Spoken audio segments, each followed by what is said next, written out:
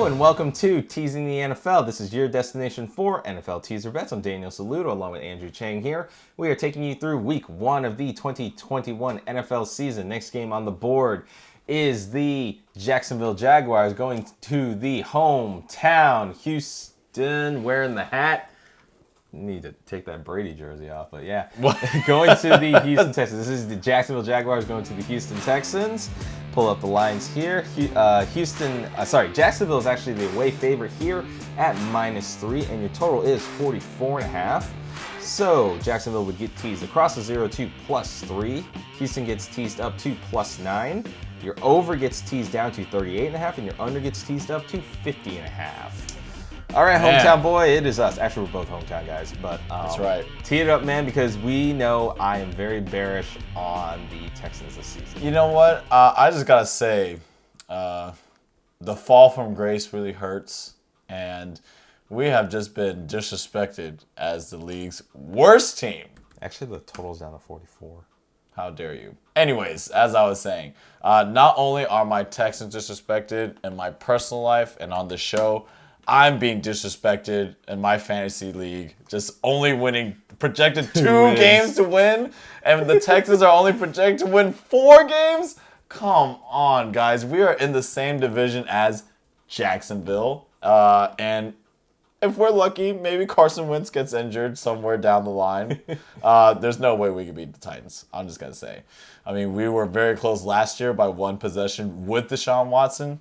Can't have it with Tyrod Taylor. I'm a realist, man. But at least, if we see Jacksonville twice and, the Colts twice and another sorry team, 4 wins out of 17 games, that's very disrespectful. So going back to the futures bet, I kind of like the over on that.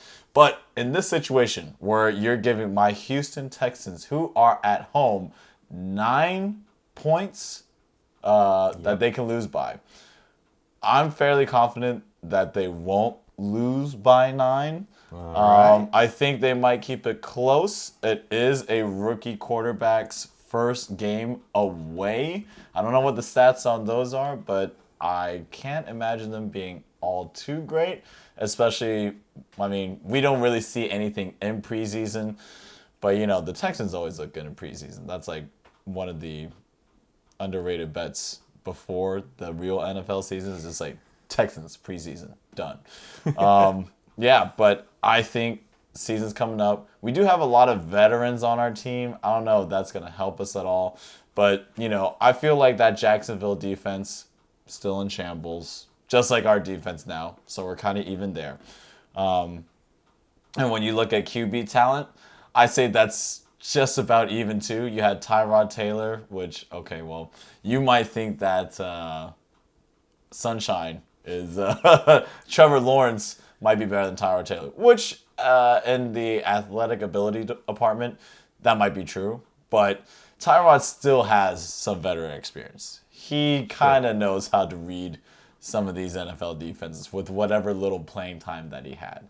So I'll give a slight edge to us over there, but everything else is just kind of right down the middle. And if you're giving Jacksonville away -3, I can't believe that. So I'm going to go with the Houston Texans +9. Danny, how do you feel about my analysis, and why are you picking a total instead of a team? Sure. So your analysis is actually pretty close to what I have. The couple things that you're missing on this is, number one, Texans are going to be the worst rated defense. They don't have anybody anymore. With Watt gone, the only person they have left is Whitney Merciless, and he's starting to fall off. So they don't have anybody on the defensive side of the ball. He's almost as old as this channel. Yeah. He's He's drafted He's 2012, 2013. So yeah, old. one of those years. So that's number one. Their offense is going to struggle. They've got 1,000 running backs who they don't know how to use properly. Tyrod Taylor's the king of checking down, so Brandon Cooks is going to be somewhat non-utilized how he should be. On the other side, we know that Jacksonville's defense is still one of the worst out there, and it stays that way. No surprise. The difference is Jacksonville's offense. Their offensive line has a few question marks, but if you take a really good college talent like Trevor Lawrence, you give him a nice running game, James Robinson, Carlos Hyde, Ooh. and you give him the receiving core of Marvin Jones, Laviska Shenault, and DJ Chark. It's a lot to take on for a non-existent, worst-rated Houston offense. So I understand where you're coming from on the Houston side, +9. And I'll get to why I agree with you in a second, but my lean on this is to the under. It's because I don't think either side has enough offensive talent to really get to 50. I don't think both teams are going to score more than 20 points each at best. So a lot of field goals in this game is what I'm looking at. So if you want to take a shot in your fantasy football team, go get one of the kickers, maybe Fairbairn. Oh, that's like he's already picked up in our league. No, somebody dropped him actually. Oh, but I'm not going to go get it. That's just something if you look at something that happens a lot of times is two terrible teams play each other. It's a lot of field goals. Oh, yeah. Or just a lot of nothing. Yeah. Which, in this case, it wouldn't be bad. Even if the score ended up being 3-0, guess what? Could happen. He gets his under, and I get my... Yeah. Well, not a win per se. But it's a win for my pocket. Yeah, you get your hit. And, it's not like... As a Texans fan, I haven't been burned by Jacksonville before. I remember one of the later games in last season, Deshaun Watson versus, I think, like Lufton or whatever. Yeah, Jake Luton. Yeah. Or, Jake Luton. He gave us the business. And it was, I was just like, what? Like, what kind of universe am I living in? Oh, my gosh. Sleepwalking through that game. So, if it happens, it happens. But I have faith. I think that ultimately, this will be the Texans' very few wins of the season, but this could be one of them. Would you like some money line on that, sir? Oh, you know what? Yeah. Let's look at the money line. Well, it's only -3, so. I mean, you'll get maybe 150. 130. 130? I'd take the points. Yeah, I would too. I would take the points because, man, if they lose by 7, well, bellissimo.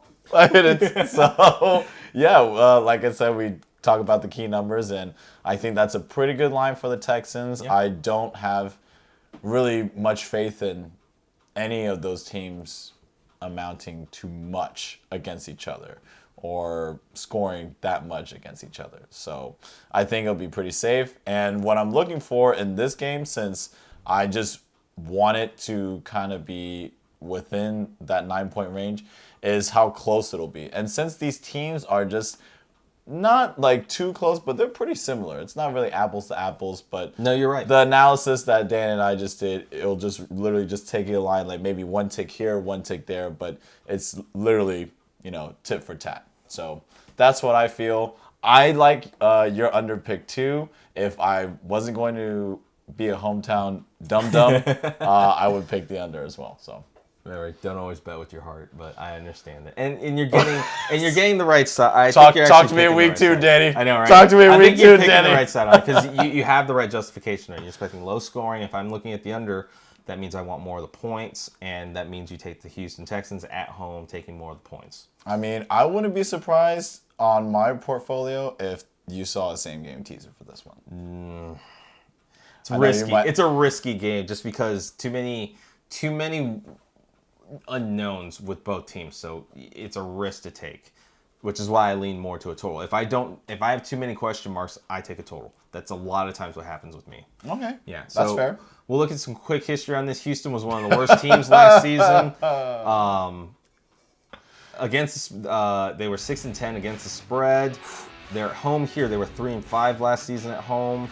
Not very good. Deshaun? Yeah. Oh God, that's terrible. They were 8-8 over under in totals. 8-8 at home. They were 3-5 to the under. Okay, that helps you out a little bit. Yeah. Jacksonville last season was 7-9 against the spread, so that helps you a little bit. Away, they were 4-4.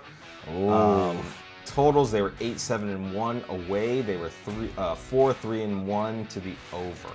So that doesn't really help as much.